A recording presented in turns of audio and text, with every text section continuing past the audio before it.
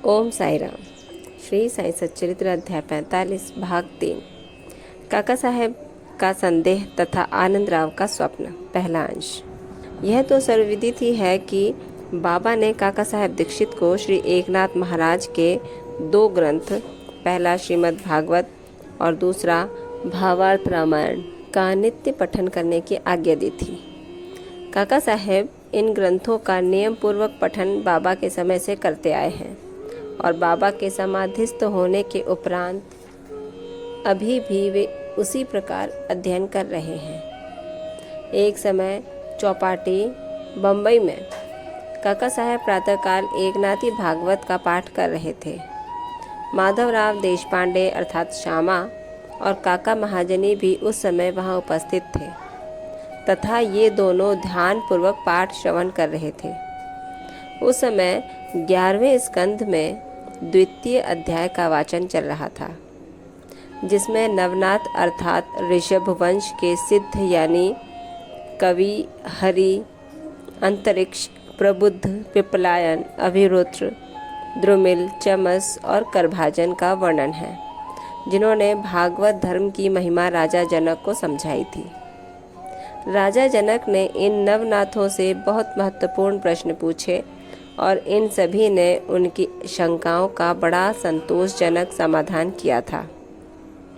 अर्थात कवि ने भागवत धर्म, हरि ने भक्ति की विशेषताएं, अंतरिक्ष ने माया क्या है, प्रबुद्ध ने माया से मुक्त होने की विधि, पिपलायन ने परब्रह्म के, अविरुद्र ने कर्म के स्वरूप, द्रुमिल ने परमात्मा के अवतार और उसके कार्य, चमस ने नास्तिक के मृत्यु के पश्चात की गति एवं करभाजन ने कलिकाल में भक्ति की पद्धतियों का यथाविधि वर्णन किया।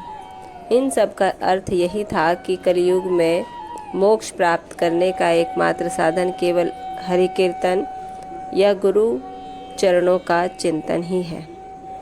पठन समाप्त होने पर काका साहेब बहुत निराशपूर्ण स्वर में माधवराव और अन्य लोगों से कहने लगे कि नवनाथों की भक्ति पद्धति का क्या कहना है, परंतु उसे आचरण में लाना कितना दुष्कर है। नाथ तो सिद्ध थे, परंतु हमारे समान मूर्खों में इस प्रकार की भक्ति का उत्पन्न होना क्या कभी संभव हो सकता है? अनेक जन्म धारण करने पर भी वैसी भक्ति की प्राप्ति नहीं हो सकती, फिर हमें मोक्ष कैसे प्राप्त हो सकेगा? ऐसा प्रतीत होता है कि हमारे लिए तो कोई आशा ही नहीं है। माधवराव को यह निराशावादी धारणा अच्छी नहीं लगी। वे कहने लगे कि हमारा अहोभाग्य है, जिसके फलस्वरूप ही हमें साईं सदृश अमूल हीरा हाथ लगा है। तब फिर इस प्रकार निराशा का राग अलापना उचित नहीं है। यदि तुम्हें बाबा पर अटल विश्वास है तो फिर इस प्रकार चिंतित होने की आवश्यकता ही क्या है? माना कि नवनाथों की भक्ति अपेक्षाकृत अधिक दृढ़ और प्रबल होगी, परंतु क्या हम लोग भी प्रेम और स्नेहपूर्वक भक्ति नहीं कर रहे हैं?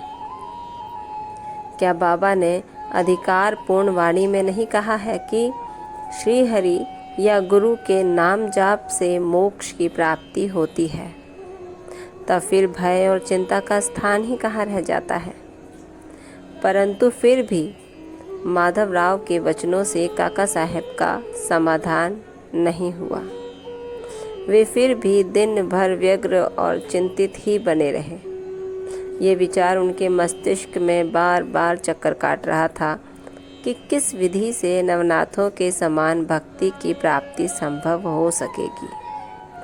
ओम साई राम। हम जैसे साधारण मनुष्यों और भक्तों के मन में कई बार ये प्रश्न उठते हैं कि यदि हमें ईश्वर की कृपा प्राप्त करनी है तो क्या हमें बड़े बड़े ऋषि मुनियों के बराबर ही ईश्वर का ध्यान करना पड़ेगा?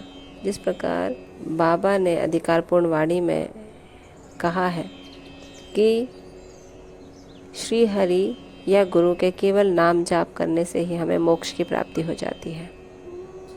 बाबा ने ये एक सरल और सुगम रास्ता हमें ईश्वर भक्ति का बताया, जिसमें किसी प्रकार की कोई परेशानी नहीं है, परंतु ध्यान और स्मरण पूरी श्रद्धा और भक्ति के साथ हो।